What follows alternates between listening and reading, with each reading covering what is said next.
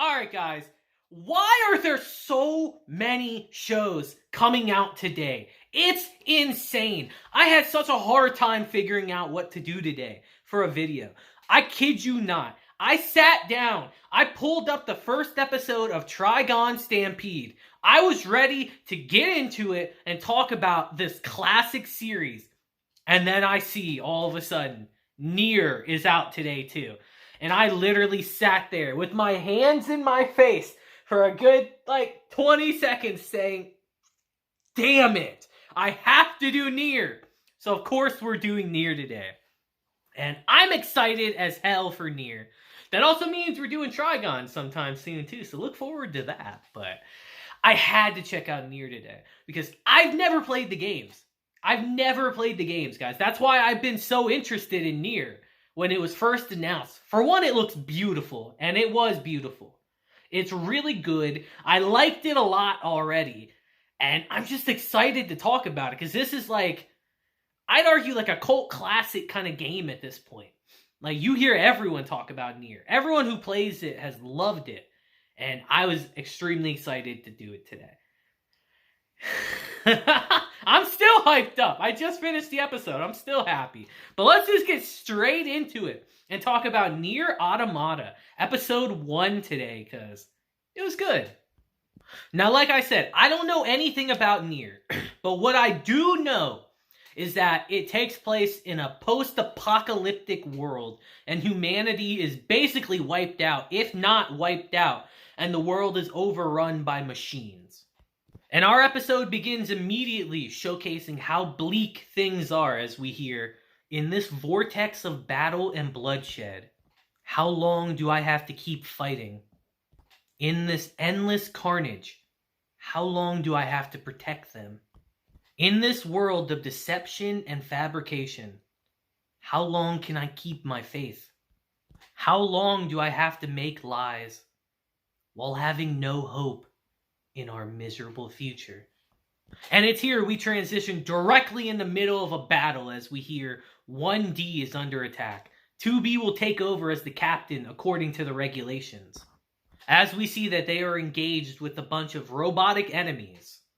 And it appears to be quite a fierce fight as they shoot down the robots, but then more and more keep appearing endlessly, it feels like. As all of a sudden, we see a giant blast shoot out from beneath the clouds. And all of a sudden, we see a giant carrier for these machines appear. And we see that its heavy cannon is doing heavy damage to 2B and everyone as we hear, the enemy is a large machine life form, asking for permission to switch to fight mode. And as permission is given, this jet basically transforms. It's a damn transformer. It's kind of cool, honestly, if it wasn't 3D.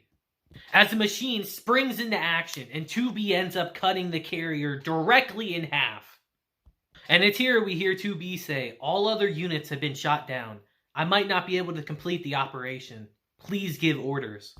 As we hear Comm Officer 2B, please go to the local Unit 9S and acquire the terrain information. Please follow the plan. Damage our target Goliath weapon and collect information. And as 2B heads over there, she flies into this pipe, and we get a trench run like this is freaking Star Wars all of a sudden. I kind of like it. As her machine smashes through the door, and we see 2B jump out and land on her feet. And as we hear close range combat equipment activated, we see 2B standing there, facing off against these robots, and it looks pretty cool, I gotta admit, right off the bat. It looks awesome. But we'll have to come back to that, because it's here we transition to, some robots getting a little R&R with each other as we hear, you can't bring him back with just oil. Deactivating the enemy's defense system. Done.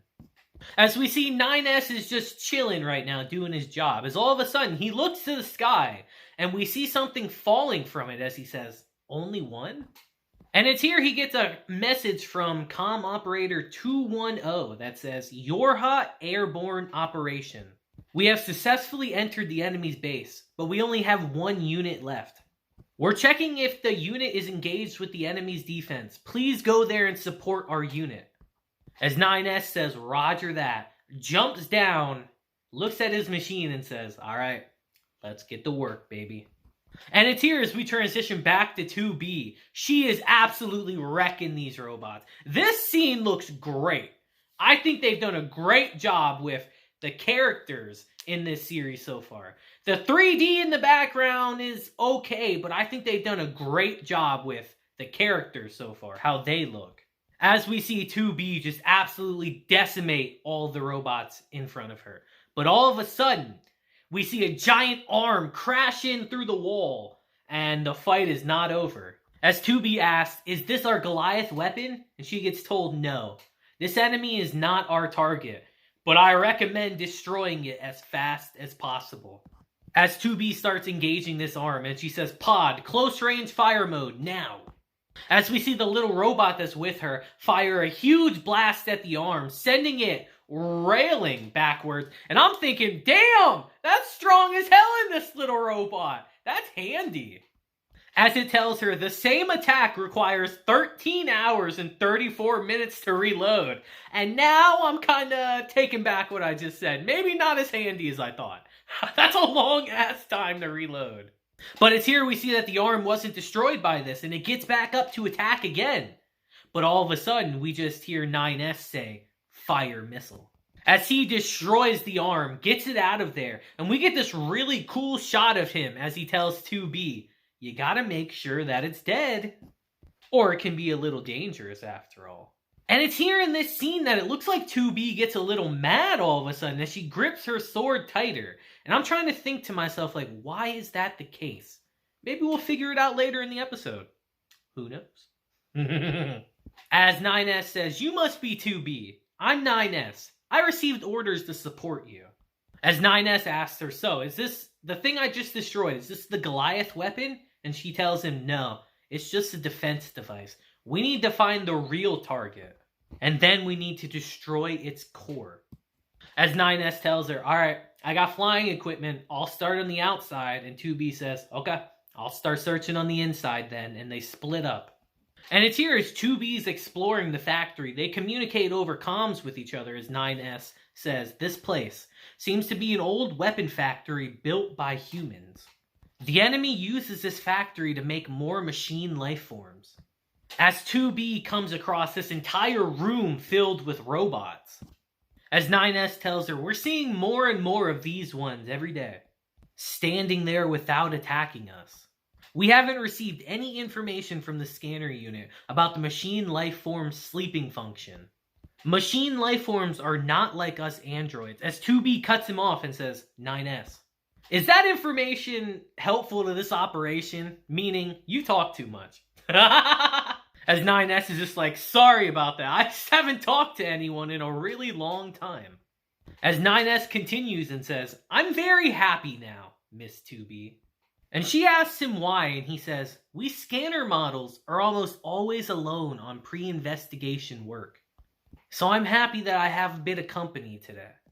As 2B tells him, "We're not allowed to have emotion," but then immediately tells him also, "You don't need to call me Miss, by the way." As she tells him, "You don't have to use honorifics when calling me." As 9S smiles and says, "Okay, 2B." And all of a sudden, we see a really emotional reaction from 2B as he asks her what's wrong, and she says, "Nothing." Showcasing that she has a lot of emotion too, that she's trying to hide by the looks of it. And I've always loved that concept about this series, how they're all androids, but they're all finding that they still have life inside of them. I'm gonna really like that with this show, I can tell immediately. And it's here she makes her way deep into the factory, as 9S says, "2B, the location of the core device is locked." As we see, this giant factory is very much operational, creating all these machine life forms everywhere. It would be very intimidating if they were your enemy. You're stepping into enemy territory, basically. But all of a sudden, 9S says, "That's strange. There's a core device, but I can't find the target weapon. Did the command center make a mistake?" As we see 2B make her way to this giant pit, as 9S says, "The core device is down there."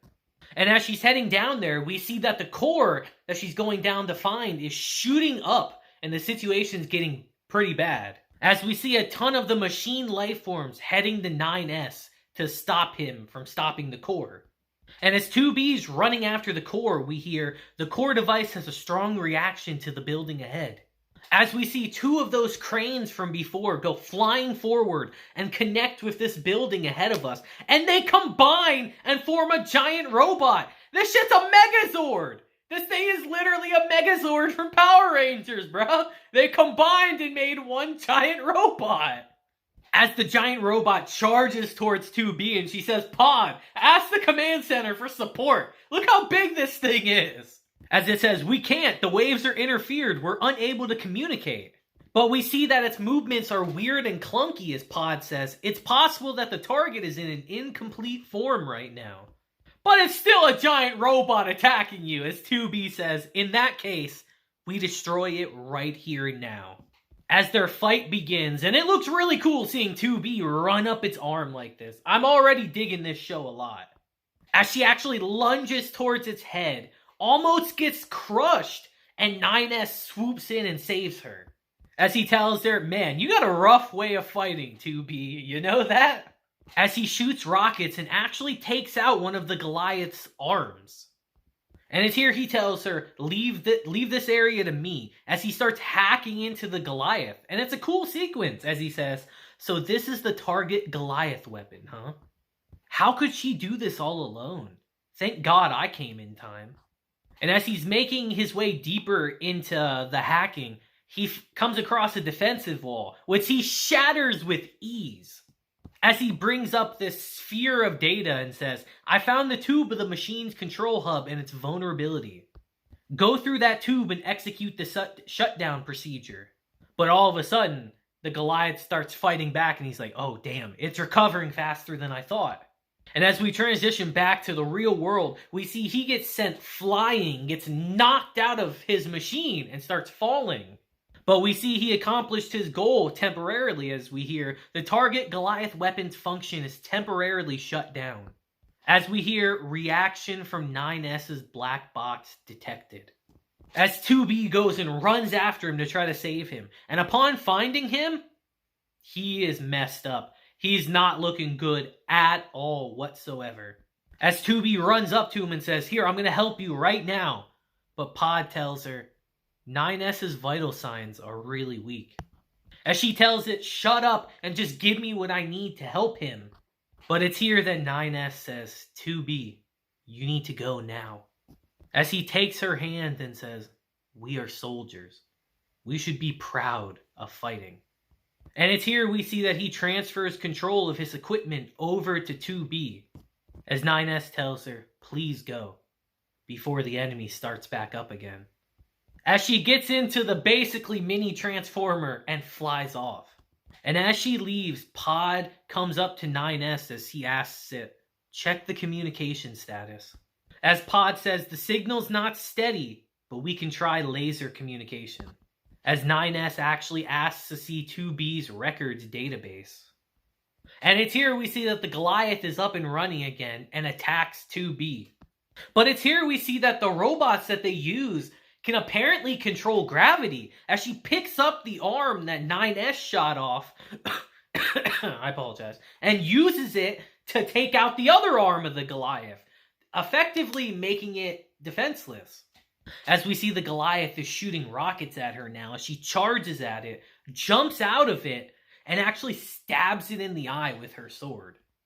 And in the process, actually destroys the Goliath, as she gets sent flying from the explosion.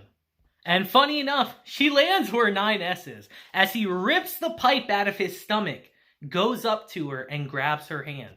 As he tells her, you really do fight in a brutal way, don't you? As she tells him to ask headquarters for support, and he tells her, no, it's not necessary now. And all of a sudden around them, we see 3 more Goliaths form, and they are screwed. As 9S says, I guess things can't go smoothly. As he pulls out his black box and says, it's ready. As 2B pulls out her own black box and asks headquarters, requesting permission to use the black box's reaction to destroy the target. And as headquarters gives permission, 9S says, "2B, it's my honor to have fought with you." As she says, "Me too." And they touch their boxes together, and a huge explosion occurs, taking out the Goliaths. As we transition to a space station and we hear, "Everything is designed for destruction." We are trapped in an endless vortex of life and death. Is this a curse or punishment?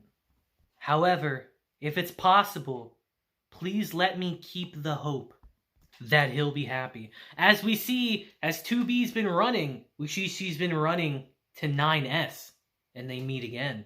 As he says, the operation was successful. The Goliath weapon was destroyed. As 2B cuts him off and says, 9S, thank you. Thank you for uploading our data to the base at the last second. But he has to break the news to her and says, sorry, I don't have that part of my memory. I probably only had time to back up your data. So I only remember the things that happened before I met you. As 9S tells her, glory to mankind, and walks away. And again, we see a lot of emotion from 2B here as our episode ends. And if you guys are confused about what happened, what I imagine happened is those two black boxes are their cores. And I imagine when they're combined together, they create a chain reaction and a giant explosion. Kind of like a self-destruct in a way. And as they were being destroyed, 9S uploaded their consciousness, their data, into another body. So these are two new bodies, but this 2B model, I believe, has the memories and the data of the previous one. So it's essentially like reincarnation for robots. But in the process, he wasn't able to do the same for himself. So he doesn't have any memories of them meeting. Which sucks, because it looks like this is not the first time this has happened. And that's why 2B seems so upset and has so much emotion when she's dealing with him. Because there's no way this is the first time this has happened. And I really like this show so far. I always knew I would like this series before going into it. I always knew I'd like the game. But I really like that we have an anime now. Because now I get to sit down and experience this franchise in a whole different light. And I love it. I have a lot of questions, but I'm sure they'll get answered as time goes on. And I'm excited to find out. Because I think this was a great first episode. So you guys let me know what you thought down below. I need the people that have played the game. I need you in the comments telling me, how close is this to the game? How's the music? The music I hear for this game is out of this world. So how's the music? Is it game music? I need to know all this information. So let me know down below. And yeah, guys, I really like this. I'm looking forward to episode 2. So until then, guys, hope you have a great day, week, month, and year. And until then, deuces, have a blessed day. Glory to mankind.